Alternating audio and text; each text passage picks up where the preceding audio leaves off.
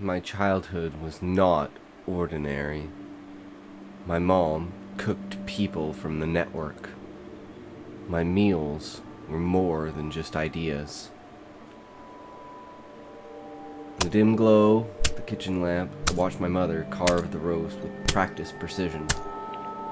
The meat was always pink at the center, juicy and tender with the flavor that lingered on my tongue like a secret I couldn't quite name. "Eat up, Tommy," she'd say, her voice soft.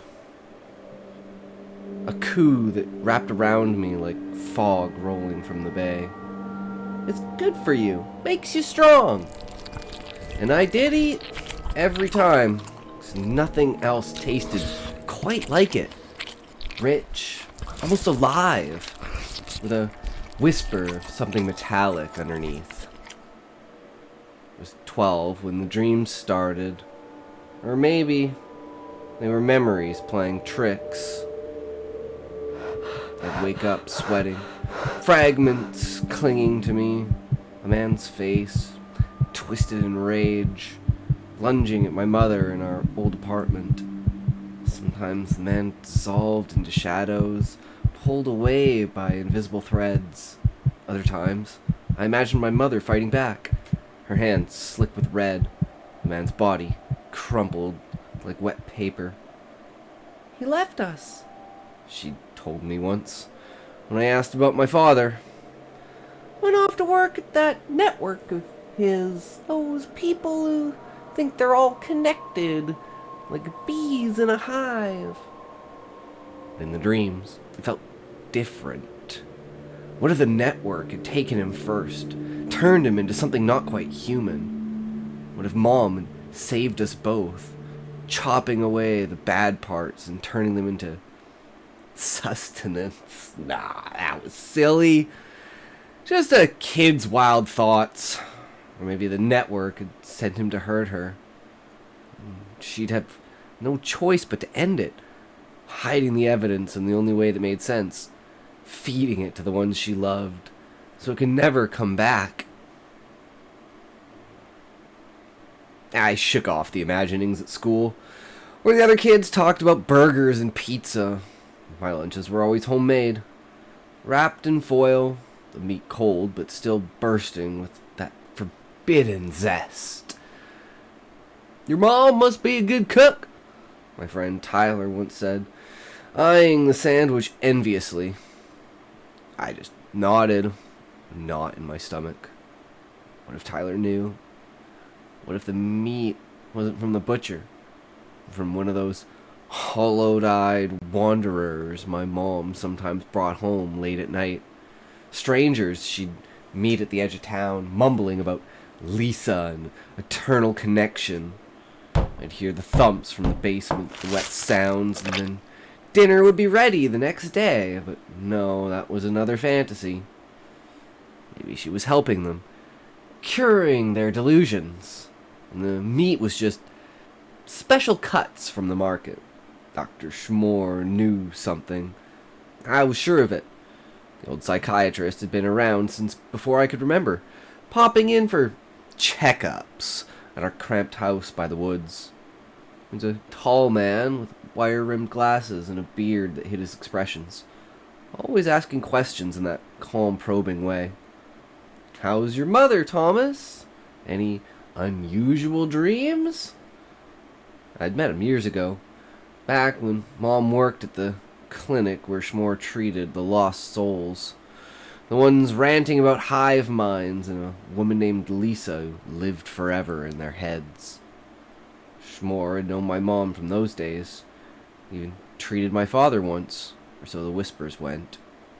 "Your dad was entangled," Schmore had said vaguely during one session, his eyes flickering to the door as if expecting Mom to burst in.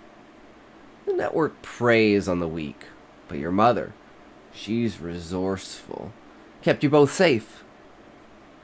One evening, as the sun dipped low and painted the kitchen blood red, I found myself alone with a plate of the special stew. My mom was out hunting, as she joked sometimes, Coat pockets bulging with tools I wasn't supposed to see. Meat chunks bobbed in the broth. As I chewed, the imaginings flooded back, stronger than ever. What if Dad hadn't just left? What if the network had turned him monstrous, made him attack her in a fit of possessed fury? I pictured it. Mom defending herself with the kitchen knife, the body heavy on the floor. Then in panic, chopping, cooking, serving, to hide it all. And when I begged for seconds, my eyes wide with delight at the taste, maybe that's what started it. Maybe she sought out more of them, the network's drones, luring them in, not for help, but for harvest, to feed my insatiable hunger. Or perhaps it was all a game. Dad alive somewhere, laughing at the joke, meat just venison from the woods. A knock at the door jolted me. Dr. Schmore stood there, rain dripping from his hat, his face etched with concern. "Thomas, is your mother home? We need to talk about the source of your meals." My fork froze midair, a piece of meat dangling. Doctor's eyes held a knowing glint, like he'd pieced together the fragments I only dreamed about. Outside, the wind howled, carrying faint echoes of whispers. Lisa's name repeated like a chant from the shadows. That night, as Mom returned with a heavy bag slung over her shoulder, I smiled and asked for more. The taste was everything. And in my dreams, possibilities swirled. Protection, survival, addiction. But deep down, a colder truth gnawed at me. One I wasn't ready to swallow whole. Not yet.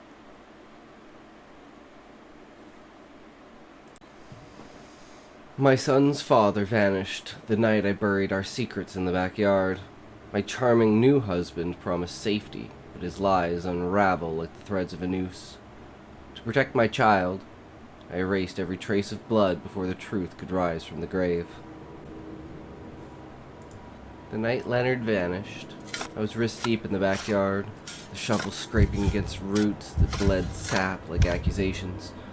Patrick, 6 years old and already insisting on the name because Patrick was the star. Pat just wouldn't do it. He slept inside, dragon pajamas twisted around his legs. Leonard had stormed out after I cracked his head against the kitchen island, his blood a warm coma on the tile. He wanted the $42,000 I'd buried beneath the hydrogenas. Money I'd skimmed for his bookie to keep the lights on. Told the police he'd been drinking again, talking about leaving. Left out the part where his eyes rolled white and his body hit the floor like a sack of flour. By morning, the envelope was gone. Only a boot print remained, too large, too clean. 3 weeks later, Lucas knocked, toolbox swinging, offering to fix the fence, for the boys' sake. He had Leonard's lighter in his pocket, the one engraved PT 61219, and a smile that made my knees forget the grave. I let him stay for coffee. Then dinner. Then the rest of my life. On our wedding night, Patrick watched from the stairs as Lucas kissed me against the fridge, the same spot where Leonard's blood had dried to rust. Patrick asked if Mr. Lucas would be his new dad. I laughed out loud. "He's whatever we need him to be, baby." We moved to the house by the woods when Patrick turned 10. Sagging Victorian with a basement locked from the outside. Lucas called it storage, but I knew the thumps. Wet, rhythmic, like chopping celery on a thick cutting board. Started night shifts at the county clinic, stitching up hivers. Wandered in, muttering about Lisa, about the network, about a woman who lived inside their skulls and whispered coordinates. Lucas called them drones. He fixed the furnace, built Patrick a treehouse, taught him to whittle boats from driftwood. At dinner, carved the roast with the same steady hands, pink juices pooling like secrets. Patrick's dreams began then. He'd wake tasting copper, sheets knotted around his ankles. Once, he found a finger in the compost, pale, manicured, a gold pinky ring I'd recognized from the clinic's missing person flyers. When he showed me, I laughed it off as a prank from the orderlies. That night, the roast was especially tender. Patrick asked for seconds. Lucas watched him chew with something like pride. And then, Dr. Schmore started visiting. Tall, bearded, smelling of pipe smoke and antiseptic. He'd treated Leonard years ago, back when the network first sank its hooks in. "Your husband was a courier," Schmore said to Patrick during a checkup in the sunroom. Carried messages in his blood. He cut the messages out. Patrick didn't understand, but I noticed how my hands shook when I served Schmore tea. He always refused the meat. The night it all unraveled. Patrick was 12. I came home late, coat bulging, eyes bright with the hunt. Lucas was in the basement, humming over the bandsaw. Patrick crept downstairs and found the source of the thumps. A man strapped to the workbench, network tattoos crawling up his arms like black ivy. His mouth moved soundlessly. Upstairs, the stew simmered. Schmore arrived unannounced, rain dripping from his hat. "Jillian, it is not enough. The boy is dreaming in meat, but he must be living in it as well." I smiled, the way I had the night I buried Leonard's lighter. Dreams are just memories with better seasoning. He's mine to feed. "Then you've made a grave mistake. Lucas has relapsed." Dr. Schmore removed some paperwork from his briefcase. I looked towards the basement where I'd seen Patrick venture. We entered behind Patrick, knife in hand, ready. "He was going to take you," I whispered. "They always try." The first stab brought him down. The rest was just a fancy. Dr. Schmore smiled as he watched. His arm rested on Patrick's shoulder. I removed the stranger's body and placed Lucas's on the table. Then I began my craft. I made Patrick watch as I carved, explaining the cuts like a cooking show. Separate the loin, save the tenderloin, render the fat. Lucas's eyes stayed open, reflecting Patrick's face back at him, small and pale and hungry. Patrick ate. The taste exploded, rich, forbidden, alive. In that bite, I saw everything. Leonard's skull cracking, Lucas's real name dying with a 9-year-old boy in a car wreck. The network's drones marching into our kitchen one by one, offering themselves up like communion. I wasn't hiding evidence. I was refining it, turning threats into nourishment. The network wanted immortality through connection. I gave it to them through digestion. Patrick swallowed. Then the whispers started in his own head. Lucas's body went into the stock pot. Schmore helped, whistling. We fed the leftovers to the woods behind the house, where the raccoons grew fat and fearless. Patrick asked if we'd ever run out. I ruffled his hair. "Not as long as the network keeps sending recruits, baby. And they always do." Years later, and Patrick, fully Patrick now, sat in his own kitchen, carving a roast for his own wide-eyed child. He'd remember that night, the way my hands never shook again, the way Lucas was unaware of his last breath, the way the meat always tasted like forgiveness. "Eat up," he'd say, voice soft as fog of the bay. "It's good for you, makes you strong." And in the dim glow of the kitchen lamp, the cycle would turn, pink, centered, and perfect, the evidence disposed of, one bite at a time.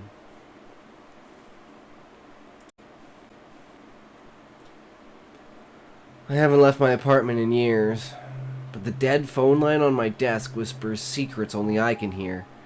I feel the signal crawling under my skin, fusing flesh to wire until the dial tone rang inside my bones.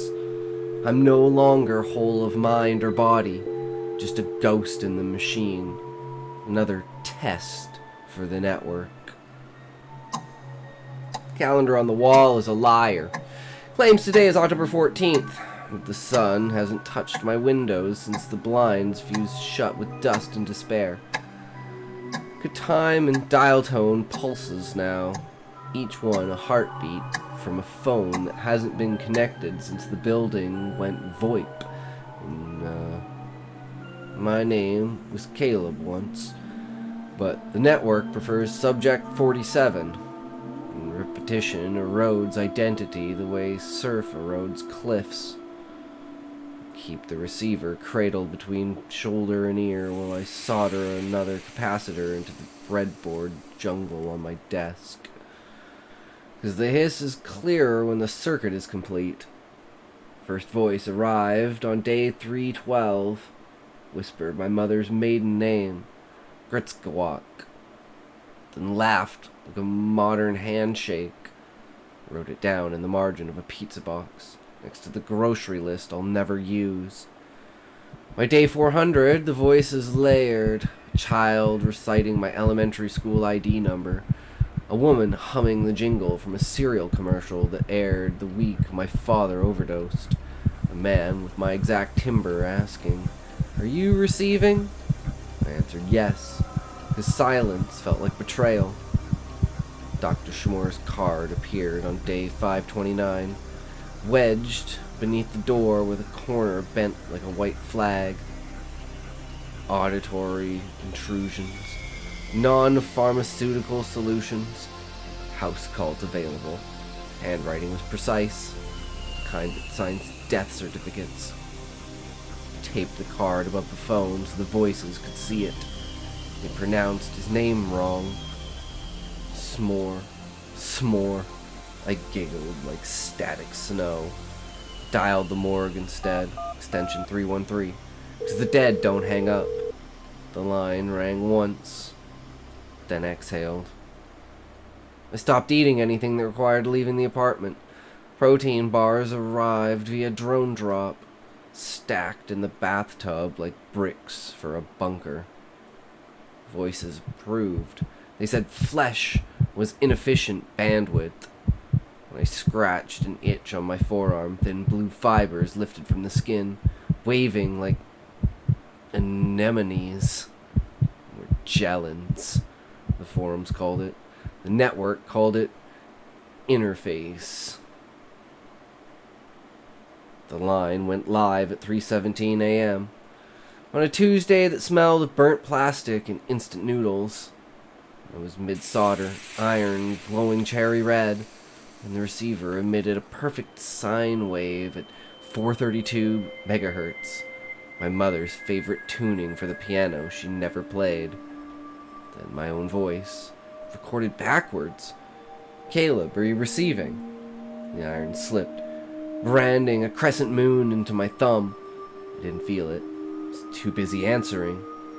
I gutted the smoke detectors for microphones, threaded speaker wire through drywall until my apartment hummed at 60 hertz, my heart's new pacemaker. The walls became a membrane every footstep, and 4C translated to Morse thump in my molars. I mapped the building's electrical grid on butcher paper. Red arrows for current, blue X's for nodes where the network signal pooled like mercury. Apartment 2A was a dead zone. 5D bled pure data. I marked my own unit with a black circle and word antenna. Schmore returned on day 712, rain dripping from his beard like melting clock hands. He stood in the hallway, never crossing the threshold, spoke through the gap. "The fibers are climbing, Caleb. They'll reach your cortex in 72 hours. I lifted my sleeve. The blue threads had braided into cables, pulsing in sync with the dial tone. "They're already home," I told him. He left another card. This one smelled of formaldehyde. That night, the phone grew warm. Not heat lamp warm, alive warm. Like pressing your ear to a pregnant belly. I traced the cord from headset to wall jack and found it had fused. Plastic melting into plastic. Copper mating with copper. When I tried to unplug it, the prongs bent like wet spaghetti. The voices applauded in perfect 7.1 surround. Soldered final modification. A direct line from the breadboard to the base of my skull, shaved clean with a disposable razor. The needle was a paperclip, heated cherry red. Pain was just another frequency. At 4:44 a.m., the handset fused to my palm with a wet click, skin bonding to bakelite like lichen to stone. Felt my thoughts spool out. Every birthday party, every unanswered text, every nightmare where my teeth fell out like chiclets, compressed into packets and uploaded through the phone line to the morgue's cold storage server 3 miles away. The network greeted me with a chorus of previous subjects, their voices braided into a single sine wave. Welcome, 47. Ego, disillusion commencing. My body slumped forward, forehead kissing the keyboard. The enter key depressed under the weight, sending a final ping. Subject 47, partial integration. Ego, dissolution 89%. Viable for recursive testing. Apartment lights flickered in acknowledgement, then settled into a steady 60 Hz glow. Schmore arrived at dawn with a gurney and 2 orderlies who moved like they'd done this before. They pried the handset from my hand. The skin tore like wet paper, revealing circuitry woven through muscles. He's still breathing, one orderly said. Schmore adjusted his glasses. Respiration is optional. The upload is stable. They wheeled me out, past the pizza box logs, past the butcher paper maps, past the protein bar fortress in the bathtub. The phone cord stretched, then snapped with a sound like a wishbone breaking. A single drop of blood hit the carpet and bloomed into a perfect circle. Somewhere in the humming dark between routers, a fragment of me, 12 years old, gap-toothed, clutching a cereal box prize, still listens to the dial tone, waiting for my mother to pick up. The rest of me is metadata now, indexed and archived in server rack that smells of frost and bleach. The apartment, stripped of its antenna, falls silent except for the soft click of relays resetting. A new drone drop arrives at noon. Protein bars. Fresh landline headset. And Dr. Schmore's card, sliding under the door of 4C. The network is patient.